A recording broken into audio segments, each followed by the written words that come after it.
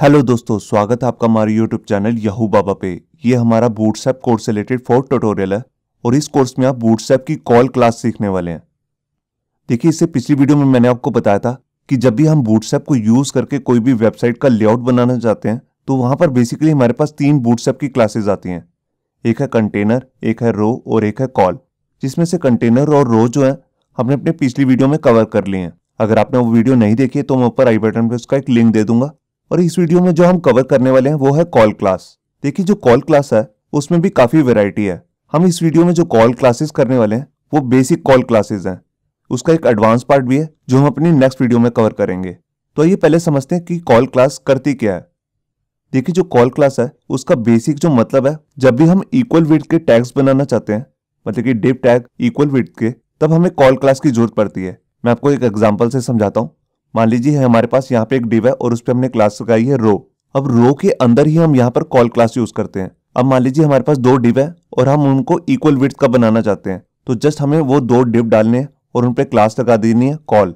तो उससे होगा क्या, रो की जितनी भी विड्थ होगी वो हाफ विड्थ जो है दोनों div को मिल जाएगी।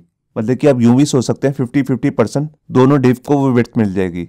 अगर मैं किसी रो के अंदर 3 इक्वल विड्थ के div बनाना चाहता हूं तो उसके लिए जस्ट मेरे को कुछ नहीं करना, मेरे को उसके अंदर 3 div डालने हैं रो क्लास के अंदर और उन पे तीनों पे सेम ही क्लास लगानी है कॉल। तो ऑटोमेटिकली जो तीनों वो div हैं जिन पे कॉल क्लास लगाई गई है उन पे सेम विड्थ आ जाएगी। तो यही यूज होता है मेन कॉल क्लास का। अब जैसा कि मैंने आपको स्टार्टिंग में बताया कि जब भी हमें वेबसाइट का लेआउट बनाना होता है तो हमें 3 क्लासेस की जरूरत पड़ती है, कंटेनर, रो और कॉल। तो उनका एक सीक्वेंस होता है। आइए उस सीक्वेंस को समझते हैं। देखिए, जब भी आपको लेआउट बनाना है तो सबसे जो पेरेंट क्लास होगी उसी पे आपको क्लास लगानी है कंटेनर। और कंटेनर का जो इमीडिएट चाइल्ड बनेगा वो हमेशा जो div होगा उस पे हमेशा आप एक ही क्लास लगा सकते हैं, उसका नाम है रो। और रो का जो सा भी चाइल्ड बनेगा उसी पे आप लगाएंगे कॉल क्लास। आप ऐसा नहीं कर सकते कि रो को हटा दें और कंटेनर के अंदर सीधा ही कॉल क्लास लगा दें। ऐसा लगाने से जो आपका वेबसाइट का रिस्पॉन्सिवनेस है वो खराब हो जाएगी। यहाँ पर मैं इसे आपको दूसरे तरीके से भी समझाता हूँ। मान लीजिए हमारा div है, इस पे हमने कंटेनर क्लास लगाई और इसका जो अब चाइल्ड बनेगा वो हमेशा जो div होगा उस पे आपको हमेशा रो ही क्लास लगानी है। आप सीधा कंटेनर के अंदर कॉल क्लास नहीं लगाएंगे। और रो का जो हमेशा चाइल्ड बनेगा वो हमेशा कॉल क्लास ही होगी, चाहे वो जितने मर्जी div हो उन पे आप कॉल क्लास ही लगाएंगे। जैसा कि मैंने आपको बताया कि कॉल क्लास भी अलग अलग वैरायटी की होती है, मगर उनको लगाने का तरीका सिर्फ सेम ही रहेगा जैसे हम रो के अंदर लगा रहे हैं। तो ये शुरू करते हैं प्रैक्टिकल और मैं आपको दिखाता हूं कि कॉल क्लास को हम कैसे यूज कर सकते हैं।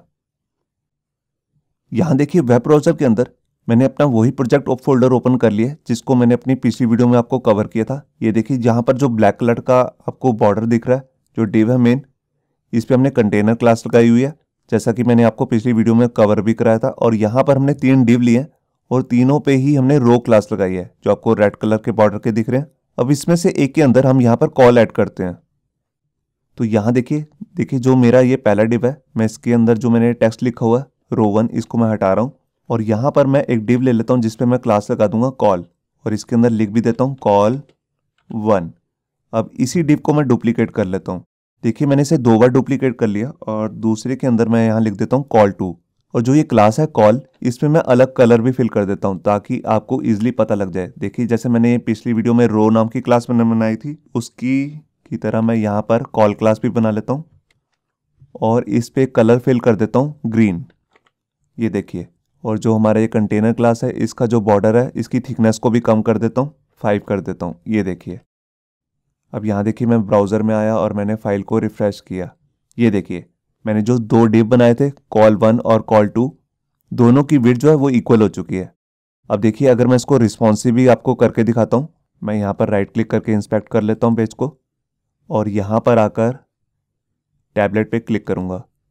ये देखिए, अब यहाँ पर देखिए जैसे मैं इस पेज को रिस्पॉन्सिव करूँगा तो देखिए जैसे ही कंटेनर की विड्थ कम हुई तो अंदर रो की भी विड्थ कम हो रही है और कॉलम की भी।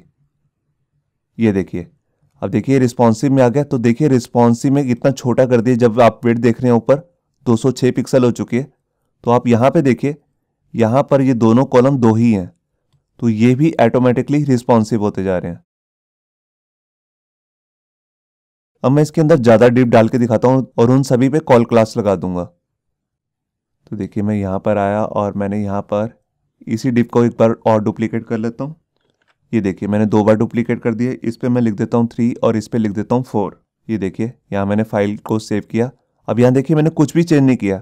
अब जो ये चारों डिव हैं इन सब की विड्थ जो है वो इक्वल हो जाएगी और एक ही लाइन के अंदर आ रहे होंगे। तो देखिए मैं यहाँ पर आया और इसकी विड्थ तो मैं बढ़ा देता हूँ थोड़ी और यहाँ पर पेज को रिफ्रेश करता हूँ।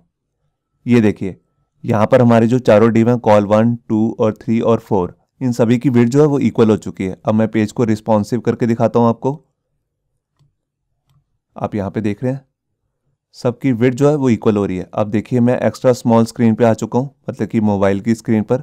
यहाँ पर भी ये चारों ही हैं और जब मैंने बहुत ज़्यादा छोटा किया तो देखिए यहाँ पर जब इसके अंदर जो टेक्स्ट है वो ओवरफ्लो होने लगा तो ऑटोमेटिकली जो कॉल 4 है वो नीचे आ गया। ये देखिए यहाँ पर क्या हुआ, जैसे ये ओवरफ्लो होने लगा तो यहाँ पर कॉल 3 और 4 दोनों नीचे आ चुके हैं। अब यहाँ पे देख रहे हैं तो ये प्रॉपरली रिस्पॉन्सिव भी है, जो एकदम ठीक से काम कर रहे हैं। आप देख रहे हैं हमें कहीं पर भी कोई विड्थ नहीं देनी पड़ी, कहीं पर भी कोई पैडिंग नहीं लगानी पड़ी। अगर मैं इसी की तरह यहाँ पर इन सारे को डुप्लीकेट कर लूँ, देखिए ये 4 डिव है, मैं इसकी जगह अगर 8 लगा दूँ और यहाँ पर लिख दूँ 5, 6, 7, 8, अब आठों पे यही सेम क्लास लगी हुई है। तो यहाँ देखिए मैंने फाइल को रिफ्रेश किया और ये देखिए ये आठों डिव जो हैं वो एक ही लाइन के अंदर आ चुके हैं, सबको बराबर विड्थ मिल चुकी है, इक्वल विड्थ। ये देखिए जैसे इसके अंदर कंटेंट जो है ओवरफ्लो होने लगता है तो ऑटोमेटिकली लास्ट वाला जो डिव है वो नीचे आ जाता है।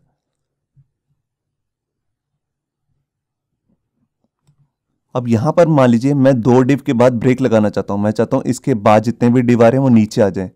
तो उसके लिए भी हमारे पास यहाँ पर बूटस्ट्रैप के अंदर एक इनबिल्ट क्लास आती है जिसको हम कहते हैं W100। तो देखिए उसको मैं कैसे यूज़ करूँगा। देखिए जैसे मैं यहाँ 2 डिव के बाद गया और यहाँ पर मैं अपनी क्लास लगा लेता हूँ W-100। ये देखिए यहाँ मैंने एक डिव क्रिएट किया है, इसके अंदर मुझे कुछ लिखना नहीं है। ये डिव बेसिकली करेगा क्या, ये इस कॉल के बीच में यहाँ पर ब्रेक लगा देगा। यहाँ मैंने फाइल को सेव किया और यहाँ आकर पेज को रिफ्रेश किया। ये देखिए यहाँ पर 2 डिव के बाद कॉल 2 के बाद यहाँ पे ब्रेक लग चुकी है और इसके बाद जो जितने भी नीचे डिव आ गए उन सब की इक्वल विड्थ हो चुकी है। अब यहाँ पे देख रहे हैं मैं जितने मर्जी ब्रेक लगाना चाहूँ लगा सकता हूँ। देखिए जैसे मैं इसी को ब्रेक को कॉपी करके सिर्फ एक ही डिव के बाद ब्रेक लगा देता हूँ, यहाँ पे 3 के बाद, और देखिए जैसे मैं यहाँ पर 6 के बाद भी ब्रेक लगा रहा हूँ। ये देखिए यहाँ मैंने 3 बार ब्रेक लगा दी, एक बार यहाँ पर, फिर यहाँ पर और लास्ट पर यहाँ पर। तो देखिए मैं यहाँ पर आया और मैंने फाइल को रिफ्रेश किया। ये देखिए अब देख रहे हैं 3 के बाद, देखिए इस पूरी रो में सिर्फ 3 नज़र आ रहा है आपको। इसके बाद ब्रेक लग चुकी है, यहाँ पर 4, 5 और 6 आ गए, फिर उसके बाद कॉल 7 और 8 आ गए। और जितनी बार भी ये डिव नेक्स्ट लाइन में आ रहे हैं उन सभी को इक्वल विड्थ मिल रही है। जैसे कि आप यहाँ पे देख रहे हैं कॉल 4 की और 5 की और 6 की विड्थ इक्वल है। तो आपको यहाँ दिख ही रहा होगा कि ब्रेक का कितना फ़ायदा है कि हम अलग अलग कॉलम में अलग अलग यहाँ पे विड्थ सेट कर सकते हैं। अब यहाँ पे मैं आपको एक चीज़ बताना चाहता हूँ कि जितनी भी हमने यहाँ पर ये ब्रेक लगाई हैं 3 बार, ये हमने मैनुअली लगाई हैं। अगर आप कुछ ऐसा करना चाहते हैं कि जितने भी रोज़ अलग अलग बन रही हैं, हम इन सारे डिव के अंदर ब्रेक मैनुअली नहीं लगाना चाहते, हम चाहते हैं ऑटोमेटिकली लग जाए और जितनी भी रोज़ हैं उसके अंदर 2-2 कॉलम्स आ रहे हों, जैसे 1 और 2 इधर आ रहे हों, 3 और 4 आ रहे हों, फिर 4 और 5 इस तरीके से। तो उसके लिए भी हमारे पास बूटस्ट्रैप के अंदर इनबिल्ट क्लास आती है जिसको हम कहते हैं रो कॉल्स। आइए उसको समझते हैं। देखिए अब ये आपने जो देखा वो देखा कि जब भी हम किसी डिव पर रो क्लास लगाते हैं और उसके अंदर जितने भी डिव आ रहे हैं उन सब पे अगर हम सेम ही क्लास लगा देते हैं कॉल, तो सबकी विड्थ जो है वो इक्वल हो जाती है और वो सारे हॉरिजॉन्टली एक लाइन में आ जाते हैं। मगर अब हम यहाँ पे क्या करना चाहते हैं, मैं चाहता हूँ कि एक रो में सिर्फ 2 ही कॉलम्स आ रहे हों, मतलब कि कॉल ये वाला और ये वाला। इसके बाद जो ये वाला कॉल आ रहा है मैं चाहता हूँ ये ऑटोमेटिकली नीचे आ जाए। तो उसके लिए मेरे को क्या करना होगा, मेरे को जहाँ पर मैंने ये रो क्लास लगाई है वहाँ पर मेरे को एक क्लास और लगानी है जिसको हम कहते हैं रो कॉल्स। पहले हम लिखेंगे रो हाइफन कॉल्स हाइफन, जितने भी मैं एक लाइन में डिव क्रिएट करना चाहता हूँ उतना नंबर मेरे को यहाँ पे देना है। जैसे मैंने दे दी यहाँ पर 2, तो 2 देने से क्या होगा, यहाँ पर देखिए जो ऊपर वाले 2 डिव आ रहे हैं वो इकट्ठे हो गए, वो इक्वल हो गए और लास्ट में हमारे पास 3 बचा, तो इसको भी इक्वल वेट मिल चुकी है।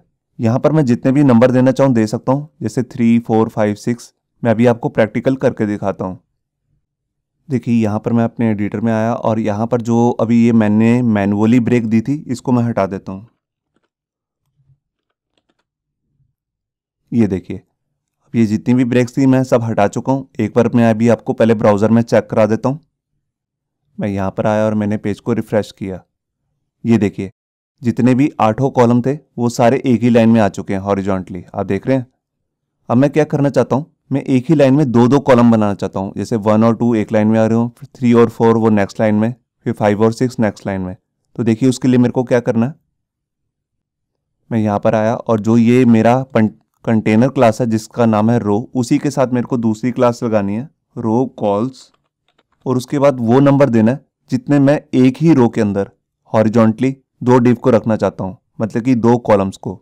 तो देखिए जैसे मैंने यहाँ रख दिया 2, तो ये जो 2 रखा मैंने, ये पूरे जितना भी कंटेंट आ रहा है कॉल का सब पे इम्प्लीमेंट हो जाएगा।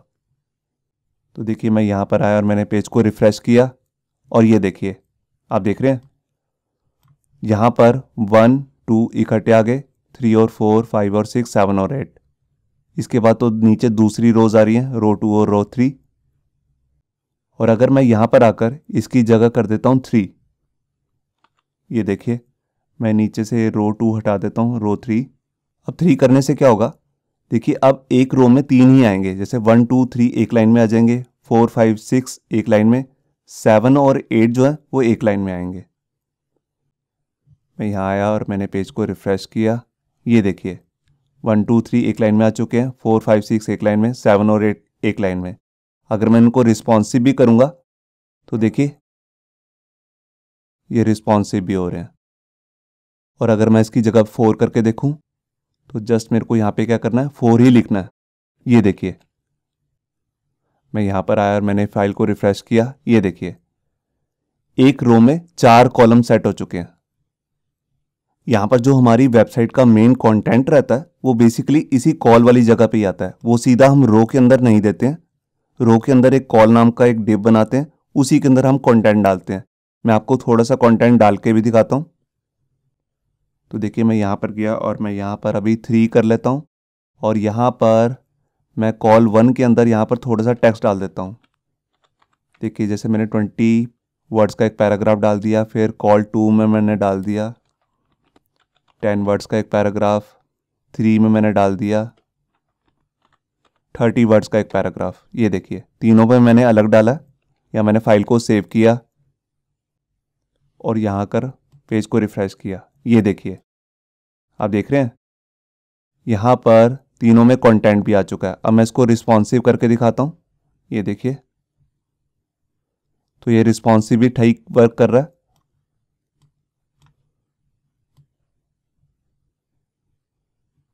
अब इसके बाद मैं आपको दिखाता हूं, जैसे कि अभी हमने यहाँ पर सिंपल एक कॉल क्लास की है, इसकी एक एडवांस वर्जन भी होता है जिसमें हम यहाँ पर कॉल के साथ एक ब्रेक पॉइंट भी ऐड कर देते हैं।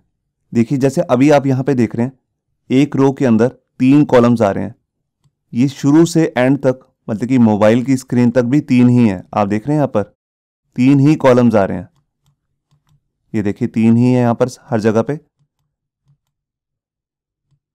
तो मैं अलग अलग जैसे भी हमारे पास ब्रेक पॉइंट है उसके अकॉर्डिंग जो कॉलम्स है उसके कॉलम की जो विड्थ है उसको हटा भी सकता हूं। तो देखिए उसे मुझे कैसे करना है।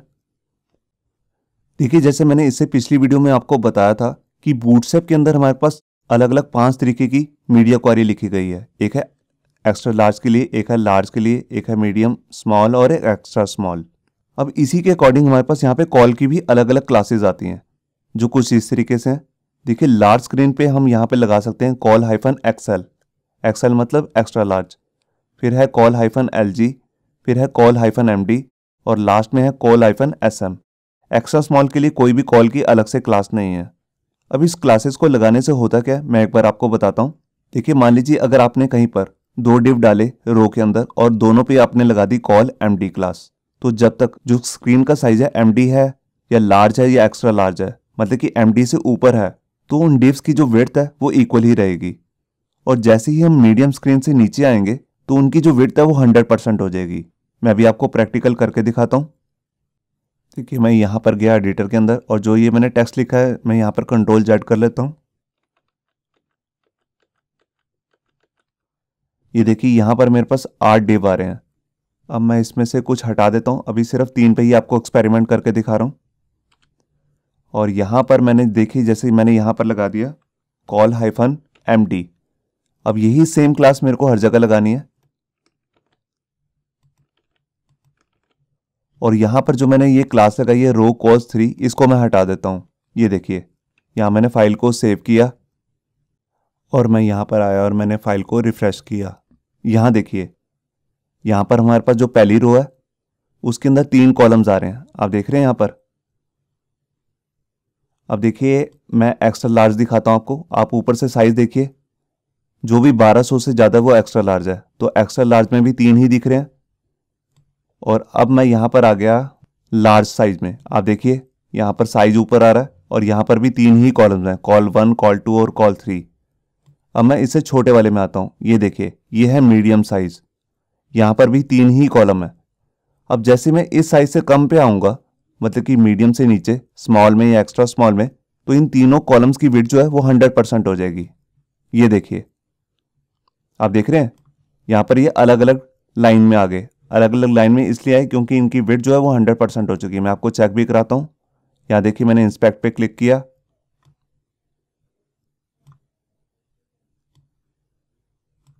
और यहां पे देखिए आप, यहां पे इनकी जो विड्थ आ रही है वो आ रही है 100%।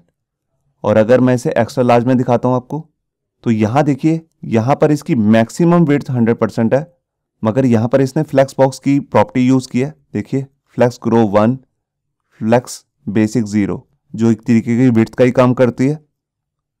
तो आपको यहां पे समझ में आया, जो ये मैंने ब्रेक पॉइंट दिया है यहां पे कॉल के साथ कॉल हाइफन MD, तो इसका मतलब सीधा सही है कि मीडियम स्क्रीन पे, लार्ज पे और एक्स्ट्रा लार्ज पे ये इक्वल विड्थ के ही रहेंगे, मगर जैसे ही मीडियम से नीचे आएगा तो इसकी विड्थ जो है वो 100% हो जाएगी। मैं अभी आपको इसको स्मॉल करके दिखाता हूं या यहां पर लार्ज करके दिखाता हूं। तो देखिए मैं यहां पर आया और लार्ज के लिए जो साइन है उसका नाम है LG।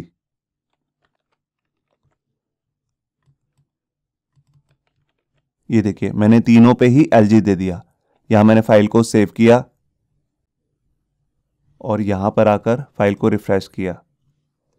अब ये देखिए यहां पर आपको दिख रही है, ये यहां पर साइज दिख रहा है, ये एक्स्ट्रा लार्ज का साइन है 1200 से ज़्यादा। अब जैसे ही मैं यहां पर आया और ये मेरे को मिला लार्ज। अब देखिए जैसे ही मैं लार्ज से नीचे जा रहा हूं, आप यहां पे देख रहे हैं यहां पर LG लगी हुई है क्लास। तो लार्ज से नीचे कौन से साइज होता है, वो होता है मीडियम, स्मॉल और एक्स्ट्रा स्मॉल। तो इन तीनों वाले स्क्रीन पर इनकी विड्थ जो है 100% होगी। ये देखिए ये मीडियम स्क्रीन पर आप देख रहे हैं जो भी साइज होता है 786 से ऊपर, वो सारा यहाँ पर मीडियम स्क्रीन का होता है। तो देखिए इस पे भी 100% है, यहाँ पे भी, स्मॉल में भी और ये एक्स्ट्रा स्मॉल में भी।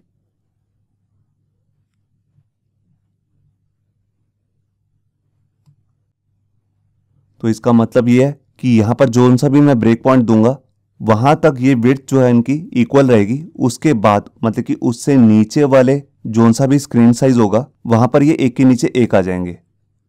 मैं इसके अंदर आपको कुछ कंटेंट भी डाल के दिखाता हूँ। देखिए जैसे मैंने यहाँ पर लॉरम 10 वर्ड्स का एक पैराग्राफ ले लिया, यहाँ पर ले लेता हूँ 20 वर्ड्स का और इससे नीचे वाले में 30 वर्ड्स का। ये देखिए और यहाँ पर मैं आया और फाइल को रिफ्रेश किया। ये देखिए आप देख रहे हैं। अब मैं इसको रिस्पॉन्सिव करता हूँ। तो देखिए जैसे ही ये थी एक्स्ट्रा लार्ज और ये थी लार्ज, लार्ज में भी इक्वल विड्थ की डिव है। और जैसे ही मैं यहाँ पर मीडियम स्क्रीन पर आता हूँ ये एक के नीचे एक आ गए। और इससे नीचे वालों में भी ये देखिए स्मॉल स्क्रीन पे भी एक के नीचे एक है। तो ये हमारी कॉल क्लास जो भी आपने देखा। बेसिकली जो हमने इस वीडियो में कवर किए हैं 2 क्लासेस, कॉल या फिर कॉल के साथ जो हमने यहाँ पर ब्रेक पॉइंट लगाए हैं, ये दोनों तरीके की जो क्लासेस ये बहुत कम यूज़ होती हैं। क्योंकि जब भी हम वेबसाइट बना रहे होते हैं तो वहाँ पर डिव्स की जो विड्थ होती है वो किसी की ज़्यादा किसी की कम होती है। कहीं ऐसा नहीं होता कि वहाँ पर इक्वल विड्थ के ही डिव बना रखे हों। तो अलग अलग विड्थ के जब भी हमने डिव बनाने होते हैं तो उसके लिए हमारे पास यहाँ पर 2 अलग अलग तरीके की कॉल क्लासेस आती हैं जो हम अपनी नेक्स्ट वीडियो में कवर करेंगे, जो कि इस वीडियो का एडवांस पार्ट भी है। तो उस वीडियो को देखना मत भूलिए।